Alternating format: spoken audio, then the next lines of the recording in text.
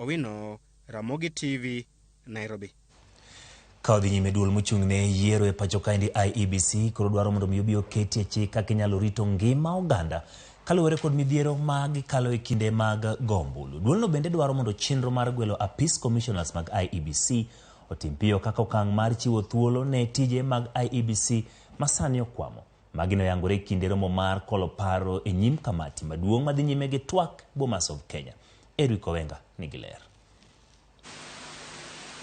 E tielo mokwongo mar chako winjo paro mag kweth mopogore opogore, duol mar yiero ne ochopo e thuolo mar adek e nyim kamati maduong' mochung' ne twak motelie gi Kalonzo Musyoka gi Kimani Ichung'wah. Kae jatatije ka IEBC Marjan Hussein Marjan nonyiso luoro ewi kaka gisobedo ka giwinjo matek kaka apisas mag yiero. Security of election officials and related challenges. In every year, the chairperson, members of the commission, staff and service providers are subjected to adverse security threats and torture. Marjan kae nosundo mondo oket chike kaka arita makare nyalo bedo ne apisas mag yiero ka bende nogoyo turbin chien e yiero maduong' mokalo kaka ne ywaruok omienjoe. We filed a complaint with the police nearby here, near Bomas of Kenya, and they took our statements. So that is actually what we did. We thought probably the best thing is to go and file a complaint on the same. So that one was done.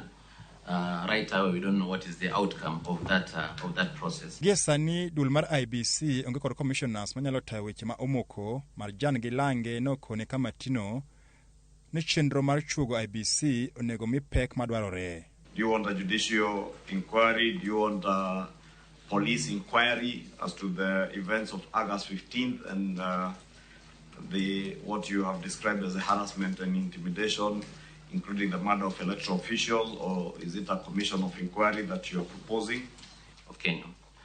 There is also absence of the chairperson and members of the commission to carry out the audit of the presidential elections in the event that an audit is required. There is also high likelihood of further polarization and division in the country if this process is undertaken. A recommendation on the audit of the 2022 presidential election, there is a need for legal reform to develop a legislative framework to guide the process of scrutiny of presidential election results before the decision of the Supreme Court of Kenya. Riwruok ma ochung'ne kendo ratiro mag jotich e thuru ka mano mar kotu mana kaka IEBC bende ne omulo dwaro mar neno ni yiero kinde duto obagi e yo makare. Kata kamano kotu ne obalo kod dwaro mar kolo duoko mag yiero ma higa mokalo. We strongly call for the audit of the elections because it's a legal exercise that should be conducted. Yes. And we don't object to that. Yes. But when you say you need to, politically, we understand the position that has been taken on this matter. So when you call for audit of the 2022 presidential election, the whole discussion on opening of servers, I think it will derail our call for political and economic stability as workers. We have done geomapping of various points, constituencies, and sub-locations. We finished that. We've done the training of our staff. We have also gone around and sensitized the former provincial administration. Yeah, but we need the 18 months so that we can sensitize the public. Kawuono kweth maromo auchiel ema ne ochopo e mbele mar kamitino mar lero pachgi kama oting'o mano mochung'ne kedo ratiro mag chwech mag oganda. Who is this best loser? Is it best loser in a mini election or in the nomination of the party? So that's an issue we need to address. Because in many cases, these women don't end up in the final ballot after the nomination fiasco. We have several success stories. We have Honorable Martha Wangari. We have Honorable Beatrice Elachi. We have Millie Odhiambo.